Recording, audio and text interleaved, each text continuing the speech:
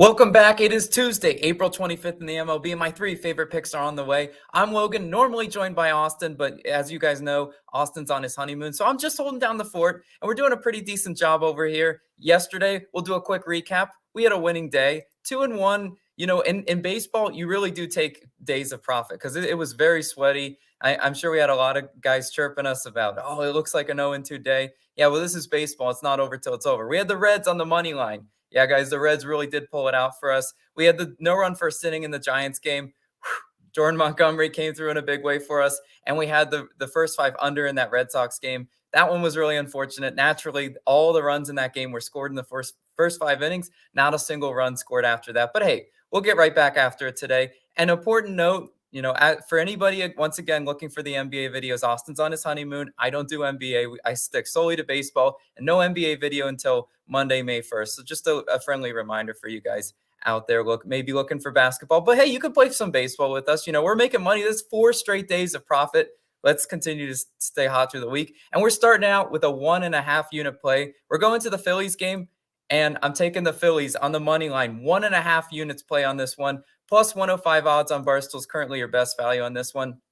And now I really do like the Phillies in a worthy underdog spot against the Mariners today, right? Now, starting for the Phillies today, you got Bailey Falter, 4.5 ERA and a 1.18 whip on the season. Those numbers are, pretty average to mediocre, right? It's not anything to get excited about, but he's a much better pitcher at home.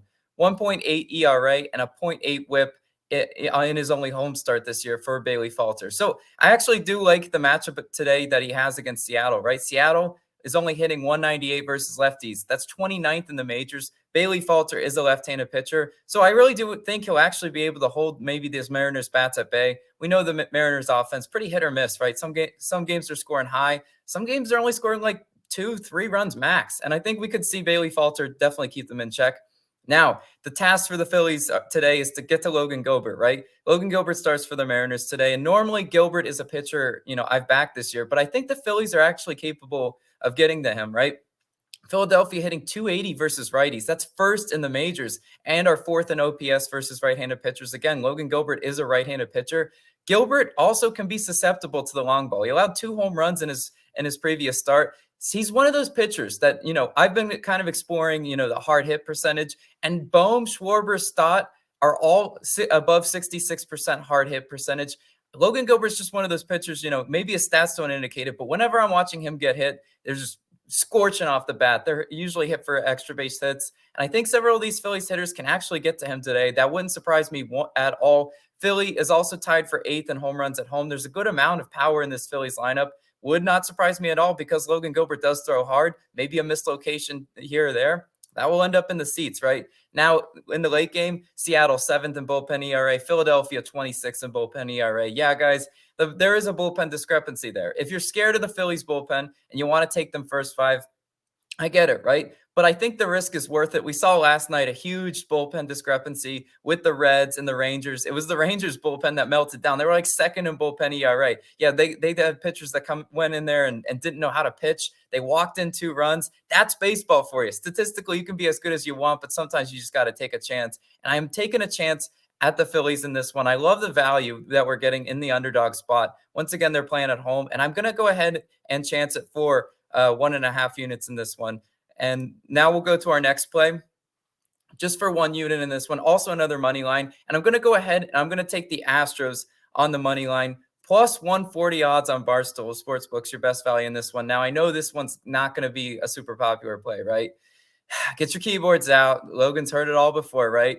Yes, I'm fading the Rays at home. If you find it impossible that the Rays will ever lose a game at home, then don't tail this bet, right? Do whatever you feel is right. I'm not forcing you to play any of these, but I do like the value on it, right? We're getting really good value. Now, Tampa Bay, leads the league in hard hit percentage. I told you, something I've been exploring recently, statistically, change it up a little bit. Look at some different stats. They're hitting 46% hard hit percentage. I'm telling you, the Rays, if you ever watch them, it seems like every single hit they get is just an absolute scorcher, for that extra base hit. But Luis Garcia, who they face today, is in the upper third of hard hit percentage pitchers, meaning he is able to induce some soft contact hits. The Rays do a ton of damage with the hard hit extra base hits. And I think Luis Garcia might be able to get them to roll over on a few ground balls in this one. and sort of limit the damage that the Rays do, right? Garcia enters this game with a 5.14 ERA and a 1.38 whip, which are pretty, those are numbers are a little bit higher than what I think he's capable of. In his last start, Garcia rounded back into form, going 7 innings, 0 earned runs, and only 2 hits allowed versus Toronto. I like what he did in that start, right? It's definitely encouraging. It's enough for me to take a chance on him today. And you know what? He's going to have his hands full against Tampa Bay offense, right? They're 5th in batting average and 1st in OPS at home. We know what this Rays offense is capable of. They scored 1 million runs yesterday, made it not even close. But I believe the Astros bats will be able to give him some run support against Rasmussen, right? Rasmussen on the year, 2.01 ERA and a 0.94 whip on the year. Those numbers look good, but who have you played, Rasmussen, right? I think he's faced some absolute cupcake offenses. He's faced the Nationals, the A's, and the Reds. Those 3 teams, you should be able to run your numbers up on. You should have good numbers against. But against Toronto, a good offense, Rasmussen only went 4 1/3 innings pitched. You give up 8 hits, 5 earned runs. If you're telling me that the Astros could duplicate that performance, I say absolutely, right? They're good enough to put the ball in play against Rasmussen and not swing at terrible pitches. Houston is 9th in strikeouts.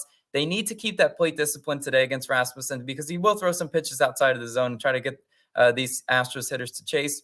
But if they practice some plate discipline on him, maybe run up his pitch count, anything's possible. Tampa Bay 3rd in bullpen ERA, Houston 6th in bullpen ERA. Not a huge discrepancy there, but I could definitely see the Astros giving the Rays all they want in this one. And if you're telling me I'm getting plus 140 odds on the money line in this one for the Rays essentially just to lose a home game, yeah, I'll take it. I'll take the chance on it because baseball is about value. It's such a, marathon, not a sprint at all. We're just trying to turn out profits. And if you go 1-1, picking both underdogs, you're making a little bit of profit in there. It's always my philosophy in baseball season in and season out. So we're going to go ahead and take a shot on the Astros in the money line. Real quick, before we go to our no-run first inning pick, I wanted to mention Dinger Tuesday, right? We always have people in the comments. My Dinger Tuesday pick, go follow me on Twitter for my play, @Logan from COS. That's my handle on the screen.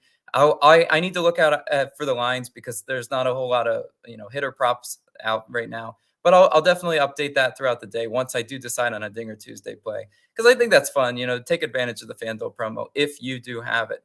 But now, guys, we know what time it is. I gotta get the music. Gotta get the music. Flagged out. It's time for Nerfy Nation. We had a really sweaty Nerfy yesterday. Oh my gosh, it took me forever just to fall asleep after that one. But you know what? Today we're going to a really good value Nerfy in my opinion. And we're going to Royals and Diamondbacks, and we're taking the no-run first inning in this one. Plus 108 odds on Barstool Sportsbook is your best value on this one. And it's a plus value no-run first inning, which are really hard to cash. If you've ever even tried attempting them, they are hard, and then they're going to be sweaty for sure. But I really do like the value on this one because if you're going to lose on a no-run first inning, at least make it something not minus 150 juice because, oh my gosh, I hate losing a really juiced Nerfy that I know everyone probably paid up the juice for, and it still took an L. If you're going to take an L, please make it in the name of value's sake. And I do like this one because we have Nelson starting for the Diamondbacks. Nelson, 2-2 this season on no-run first inning. So, he's split yes runs and no runs in the first inning. And the Royals offense, 27th in first inning runs. I definitely think he's able to go out and put up a solid showing in this one. Royals offense, not really, a juggernaut offense. I know yesterday they did yes run first inning, but you know what? That's just do some regression in my eyes. Now on the other side, we've got Brady Singer. Take us home, get us those last 3 out. Singer, 2-2 on no-run first innings this season as well. So he's split some yes runs and some no runs. And I think if you look at Brady Singer's stats, you'll say he's due some positive regression because, he's just been absolutely getting touched up. But the Diamondbacks offense, 23rd in first inning runs. They're not an offense that just scares me away and says, no, I absolutely can't touch that one.